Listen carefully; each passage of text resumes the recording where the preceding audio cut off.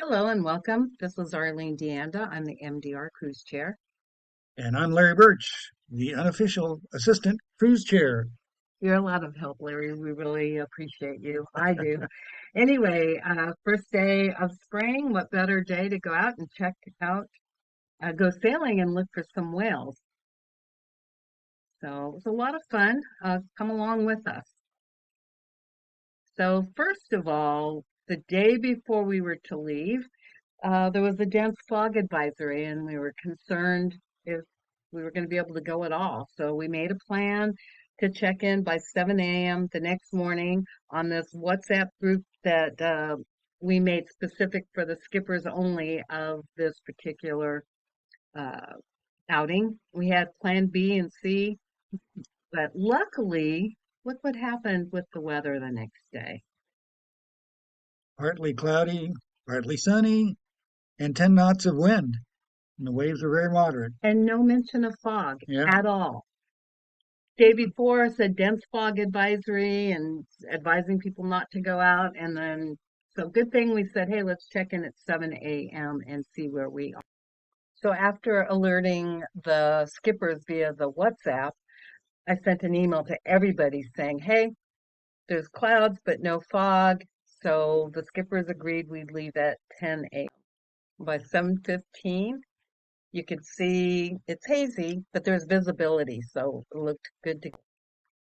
And look at 8:30. It's even clearer.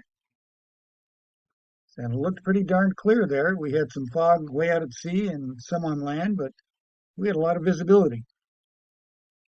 We had visibility and wind. Yeah, we were moving right along. It was really nice. So do you remember how fast we were going? Well, we were going at least 6. Yeah, Every once in a while, got up near 7, teasing us. for 10 or 11 o'clock in the morning. Yeah, that was great. That was Yeah, fantastic. yeah. A big surprise to me, actually. Mm-hmm. But you can see a little bit of clouds or fog are starting to creep in. And that's the Point Vicentia Lighthouse we're looking at there. So it's about 2 hours later, and the fog is creeping in some more.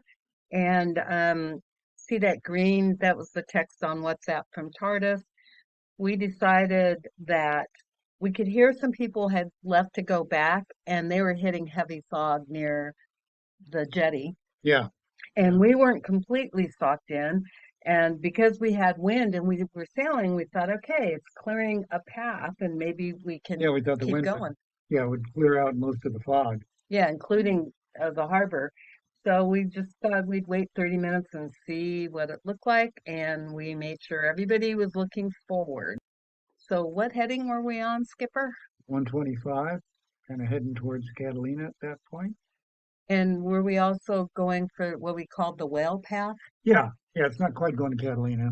It's a little short of that because well, you've got another picture that shows the path.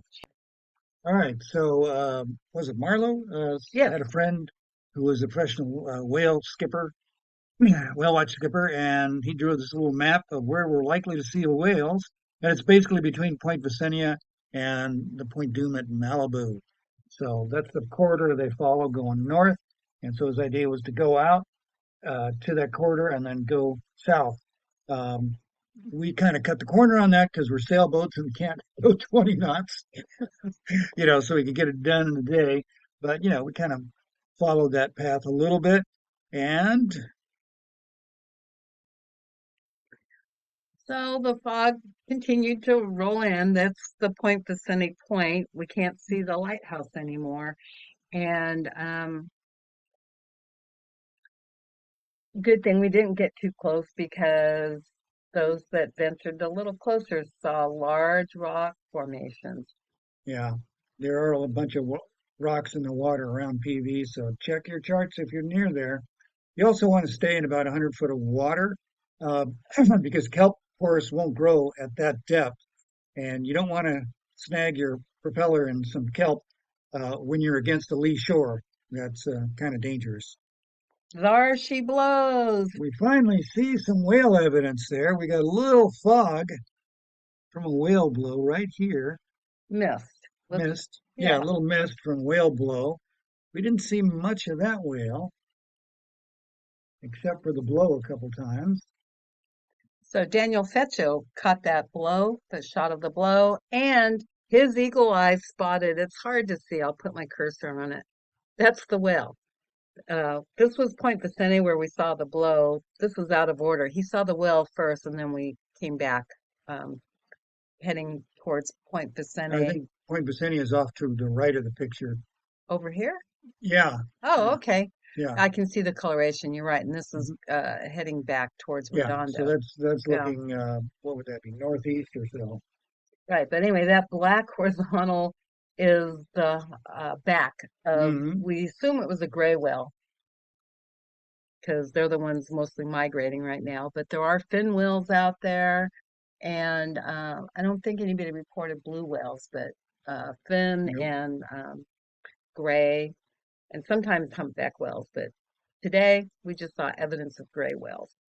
So here we see Quinn, the skipper for Kestrel, and her crew, Barbara, Chuck, and Jack.